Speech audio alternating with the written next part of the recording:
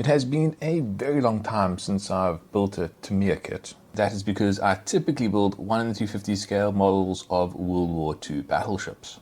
The most common manufacturer of those kits is Trumpeter. But now that I'm trying something beyond what I normally build, in this case a heavy cruiser, I can go and look for some other manufacturers' kits. In this case I've gone with a Tamiya kit and a Pontos Super Detail Upgrade kit. As for why I chose this kit, firstly, it fits with my theme, 1 in 350 scale World War II. And secondly, it has a good quality base kit along with a good quality detail upgrade kit. I've become tired of buying and building old plastic kits with old detail upgrade kits only to finish the model and see a new kit released with much better detail and a much nicer detail upgrade kit.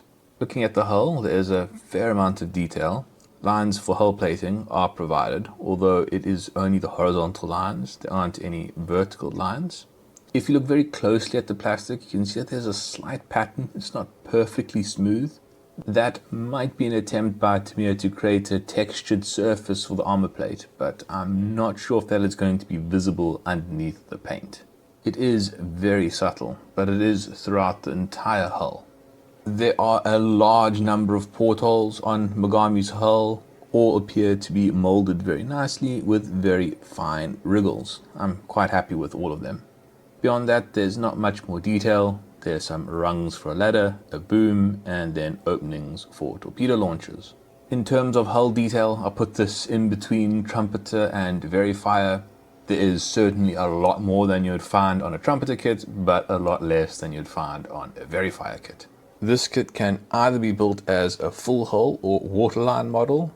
The lower section of hull has much the same type of detail as for the upper section. There are once again these horizontal hull plates and no vertical hull plates, along with a few other small details here and there. As with the upper hull, all the details are nice and crisp. For those who choose to build this kit as a waterline model, Tamiya has provided a waterline plate. Moving on to the sprues. Sprue A was the freeboard for the hull. This is Sprue B, which contains major deck portions and internal support structures for the hull.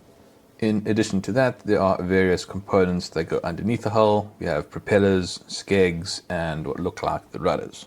The details are nice and crisp, but they are a little bit basic. For example, you can see it on these cable spools. At least I think they are cable spools. This is a better cable spool, but it's still a little bit basic. But then you see some hatches that look really good, like these ones.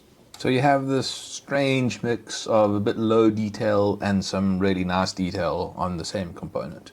Sprue C contains the funnel and parts of the superstructure, along with what look like the bases for some of the turrets.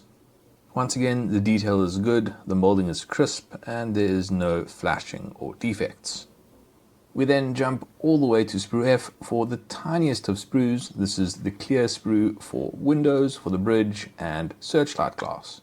There are 2 copies of Sprue H. This sprue contains anti-aircraft guns, mounted binoculars, large anti-aircraft guns, torpedoes and torpedo launchers, motor launchers, the shields for some of the larger anti-aircraft guns, look like to be components for a crane, some cable spools, smaller derricks, and components for range finders and searchlights.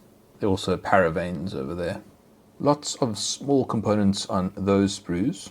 Then we have 3 copies of J sprue. The J sprues contain the 10 203mm guns arranged in 5 turrets. 2 versions of the guns have been provided, one at a low elevation and another at a high elevation. Since these guns are attached to blast bags, you don't have the option to arbitrarily adjust the angle of the guns. Sprue K is the aircraft sprue. It looks like 6 aircraft can be constructed. There are 6 fuselages, but 8 wings, 8 pontoons, 6 horizontal stabilizers. So that's a bit odd. Maybe there's another fuselage and set of horizontal stabilizers on another sprue that I didn't notice. Sprue L contains more large deck components along with pieces of the superstructure and what look like bases for turrets. There is some rather elaborate molding going on here, which I kind of would prefer them to have not done. I think it would have been better for these to be different components. Looking at this section of decking here with all these rails. It does initially look quite impressive, but I just see problems with this whole section of deck, and I'm really hoping that the Photo Etch Detail Upgrade Kit has a piece of Photo Etch such that I can just remove all of this detail and replace it with a piece of Photo Etch that I can then build on top of. Also don't like this style of ammunition box. It's just going to get in the way and make painting more difficult. And here are some Aztec steps. That's horrible. That belongs back in the 80s. I don't know why that's showing up in the 2010 models.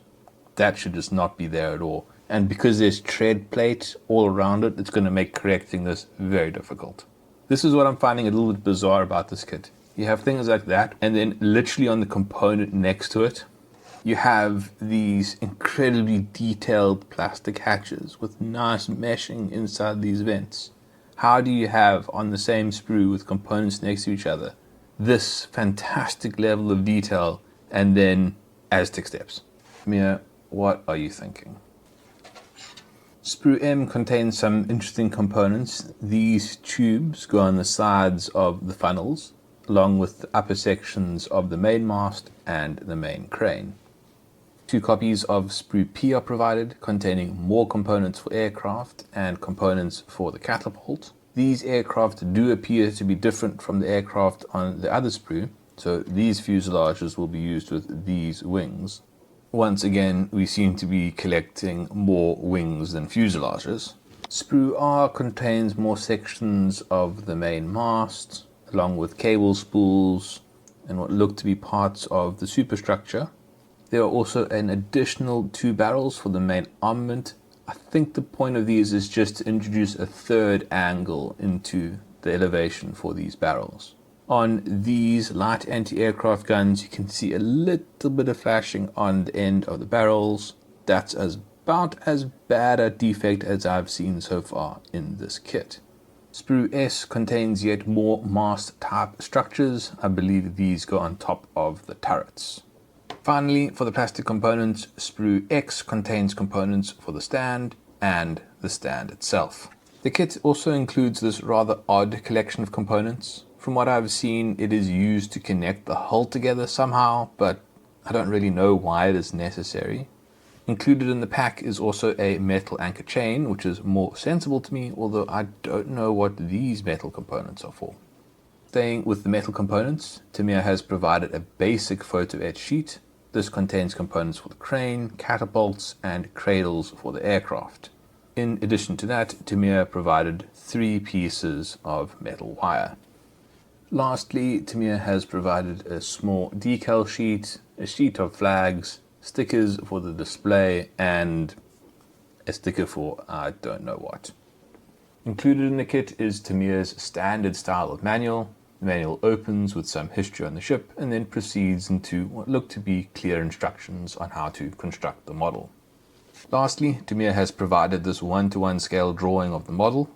This could be helpful to refer to when building the model, and it gives a lot of information on what the various components on the ship are called. That's quite nice to have. This drawing also serves as the painting guide, although painting for this ship is going to be quite simple since it doesn't have disruptive camouflage. That's everything for the Tamiya plastic kit. Let's take a look at the Pontos Detail Upgrade Kit. This is primarily a photo etch detail upgrade kit, however it does contain both scribed brass components and 3D printed resin components. Starting with the photo etch, Fret A contains some very stiff photo etch. It has sections of degaussing cable, some very nice looking hatches, oars for the launches, a propeller for one of the aircraft, and some various other components that I can't quite identify at this time. Fret B contains more typical photo etch. It's not nearly as stiff as Fret A. This contains large sections for the deck. I was hoping that these would be replaced, and the detail on these does look fantastic. There are also sections of tread plate, which will hopefully go in that area where I saw those Aztec steps, so that they can be easily removed and replaced with something that will look a lot better. This fret also contains a lot of meshes for various vent covers, components to create cable spools, support struts, vastly improved hatches, although the plastic hatches I thought were pretty good as they were, but these look really nice.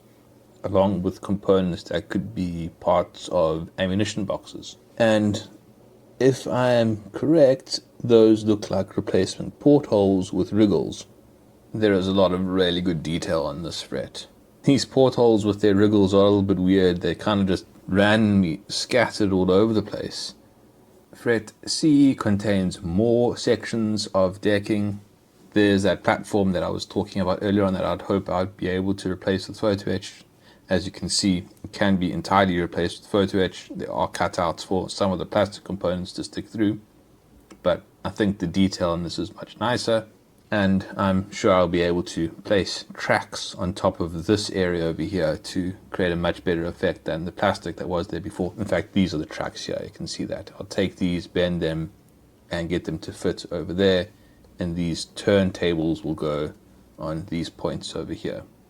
Once again, there's this random scattering of portholes all over the place, along with more cable spools and derricks and booms with ladders.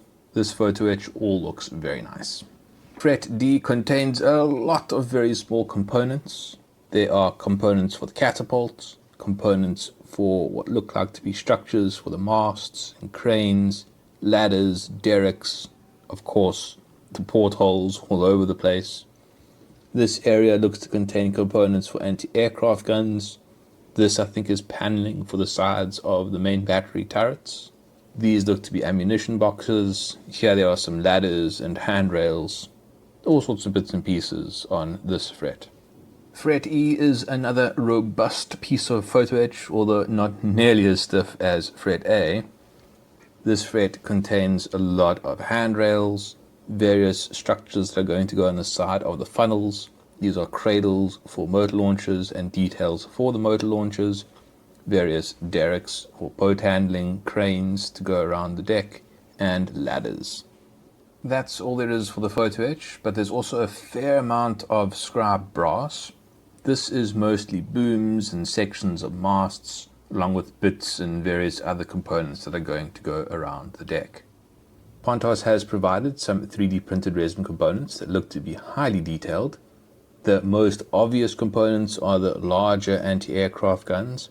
However, you can see some components for the lighter anti-aircraft and the very many mounted binoculars, along with searchlights and improved blast bags for the main armament. In addition to that large 3D printed base, there are also 3 smaller bases. 2 of them contain replacement torpedo tube launchers, which are considerably more detailed than the plastic one, and the last base contains some more tubes that will go on the side of the funnel. Closing out the components in the Pontos kit is a very small sheet of dry transfer decals. This just contains hull markings. To help you put all of this together, Pontos has provided an instruction manual in its typical A3 page format. If there was one thing that I wish Pontos would improve on, it would be their instruction manuals. These A3 pages are very unwieldy. If they would just put them into an A4 page sized booklet, it would make things so much easier to work with. As for the instructions themselves, well, they do show you how the part needs to end up, but they're not very clear at what you need to do to get it into that shape. So they can be a little bit tricky to work with. But from my experience, everything that you need to do to actually build the model is included in the manual, even if it's not entirely clear. For this detail upgrade kit, instructions are printed over 10 A3 pages. It is an extensive upgrade kit.